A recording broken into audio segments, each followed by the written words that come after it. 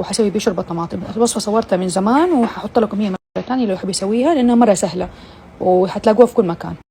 اللي حنحتاجه طماطم، يفضل دائما الطماطم يكون مرة مستوي مو شوية، ويفضل كمان إنه نستخدم كم نوع، يعني حلو تشاري الطويل لأنه هذا واحد يديك حلاوة واحد يديك مزازة، يعني يدينا كذا نكهة.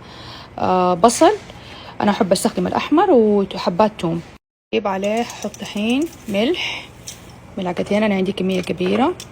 طيب وبعدين حنقدر نملح احنا زيادة زي ما نبغى. وفلفل أسود، الفلفل الأسود يكون طبعا مجروس جديد يعني مطحون جديد، ما نكتر مرة عشان ما تصير مرة حارة، عشان لو عندكم صغار يعني. بعدين شوية أوريجانو، شوية أوريجانو إيطالي مرة نقطة، ما نبغى الشوربة حقتنا يصير طعمها بيتزا، فالأوريجانو حيكون مرة نقطة، ويفضل يكون نوع إيطالي مليان في السوبر ماركت دحين تلاقوا موجود.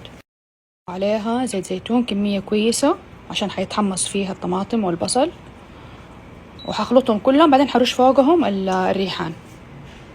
لما نيجي نحط ورق الريحان هدخله شوية على جوا عشان ما ينحرق مرة كتير، يعني هحاول أدفنها بين حبات الطماطم. يفضل دائما نستخدم صينية شوية تكون الطماطم فيها شوية مبحبح عشان ما ينزل موية على طول من يوم ما ندخله في الفرن مع الحرارة، لا يتحمص شوية وينزل موية، يعني يصير فيه شوية كرملة. أنا مسخن الفرن حقي على 225 بالمروحة من فوق ومن تحت.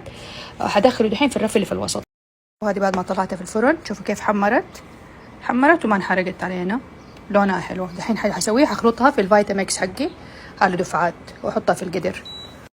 نص الكمية دحين عندي في الخلاط هحط عليها باقي الريحان. ولما نيجي نتخن الشوربة حقت الطماطم استخدم انا دائما عيش زي ما هم يستخدموا العيش جوتها. اللي يحب ممكن يحل دقيق مع مويه، عيش اي عيش عندكم كده ناشف او قديم استخدموه. احط عليها مويه مغلية او مرقة خضار لو عندكم. هنستخدم اليوم مويه لانه ما عندنا مرقة خضار، وحخلطها.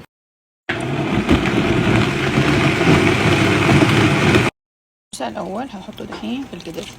طبعا السمك انتوا تتحكموا فيه، بس هذا هو السمك المظبوط يعني اللي احنا نحبه. ممكن تخففوها او اللي تسمكوها اكثر زي ما تحبوا. طبعا ما ننسى المويه اللي في الصينيه مره مهمه. خلصت شوربتنا. تقدروا طبعا تتحكموا دحين في الملح، تبى تزودوا عليها مويه تخففوها او تتقلوها زي ما تحبوا. تقديم لو تحبوا في حركه تعلمتها من مطعم في دبي من زمان مره لذيذ. يسوي شوربة طماطم في جوة الشوربة يحطوا مكعبات موزاريلا، جبنة موزاريلا العادية حقتنا من السوبر ماركت، تتروى حطوها في الزبادي وبعدين صبوا فوق الشوربة وقدموها، مرة لذيذة تطلع.